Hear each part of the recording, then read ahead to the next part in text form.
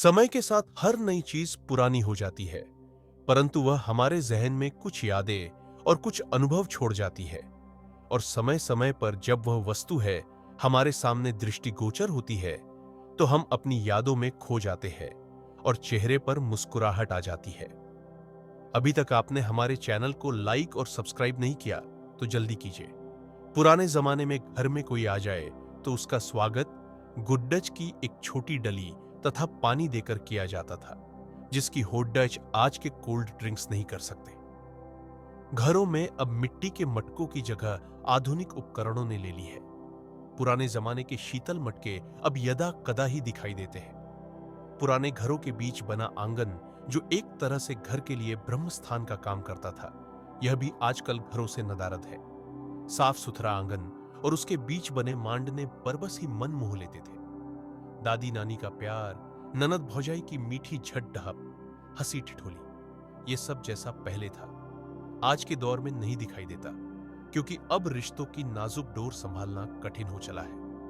पुराने जमाने की संवेदनशीलता और सौहार्द पूर्ण व्यवहार के आज भी मिसालें दी जा सकती हैं। एक और महत्वपूर्ण बात, पहले शादी ब्याह के मौकों पर हास्य व्यंग्य के लिए घर के छोटों द्वारा खेल का आयोजन किया जाता था। वर्तमान में भी महिला संगीत आदि का आयोजन किया जाता है, मगर इस उत्सव की भव्यता में वह आनंद नहीं होता जो पुराने जमाने के कम संसाधनों में होता था। वर्तमान के कानफादू डीजे और अतिरिक्त रोशनी में उत्सव की मिठास ना जाने कहां दब जाती है।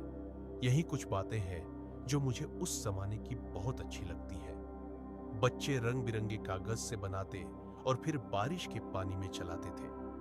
आज भी छोटे छोटे बच्चों को नाव बनाना सिखाती हूँ और उतनी बार अपनी यादें ताजा कर लेती हूँ, अभी भी संभाल के रखी हुई है। हर कैसेट अपने साथ एक याद संजोए हुए है। कैसे गुल्लक में पैसे जोड़ जोड़ कर कैसेट खरीदी जाती थी और चंद कैसेट से हम अमीर कहलाए जाते थे। डायमंड कॉमिक्स, बिल्लू, पिंकी, चाचा चौधरी, चंपक कैसे खरीदते ही पढ़ ली जाती थी और फिर आपस में बांट ली जाती थी। छुट्टियों में अखबार वाले से बात करके किराए पर भी मिलती थी। आज भी जब छोटे बच्चों को कहानियों की किताबें पढ़ते देखते हैं तो अपनी कॉमिक्स याद आती है, जिसको पिताजी उमेट उमेट कर स्टेशन सेट करते थे। खासकर जब घर में बत्ती गुल हो जाती थी तो इनके मधुर पुराने गाने सुनकर समय अच्छा गुजरता था।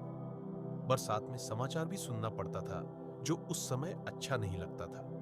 जो यह पहला आभास था कि हम बड़े हो गए हैं, जिसको स्याही से भरकर बड़े गर्व से लिखा जाता था। फिर चाहे हाथ नीले हो जाए या कपड़े, क्या फर्क पड़ता है। लूडो, कैरम, सांप सीढ़ी, शतरंज, यहां तक कि ताश की गड्डी बचपन में भाई बहनों के और दोस्तों के संग खेले रोचक खेल, पल में जीतना, पल में हारना, पल में रूठना, पल में थोड़ी देर का खेल और जिंदगी भर की खुशियां। वह नारंगी, काले नमक की मीठी टॉफियां जो अभी भी किसी दुकान पर मिलती है तो हम खुद को रोक नहीं पाते, जो बहुत ही कम नजर आते हैं, पर नजर जब आते हैं तो दिलाते हैं।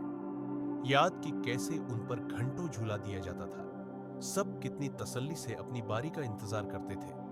मौसी के घर पर तो पूरे तख्त का ही झूला था। ऐसा लगता था कि हवा के साथ मानो आसमान को छू लेंगे, क्या कहने। साइकिल के पहली साइकिल नानी ने तोहफे में दी थी।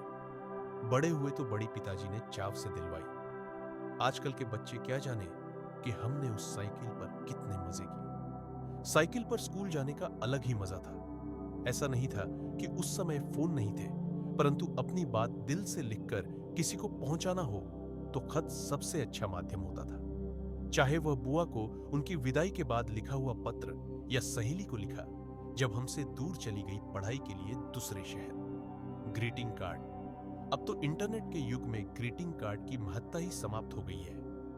ग्रीटिंग कार्ड का आदान प्रदान जन्मदिन की शुभकामनाओं से लेकर जल्दी स्वस्थ होने की कामना तक, दिवाली से क्रिसमस तक हाथ से बनाए हुए तोहफे से ज्यादा अनमोल। हम तो अपने दोस्तों से यह तक कह देते थे कि तोहफा दो या ना दो, एक कार्ड जरूर चाहिए। अब कहीं दिख जाते हैं तो याद आती है कि इनको कितना इकट्ठा करके संजो कर रखते थे।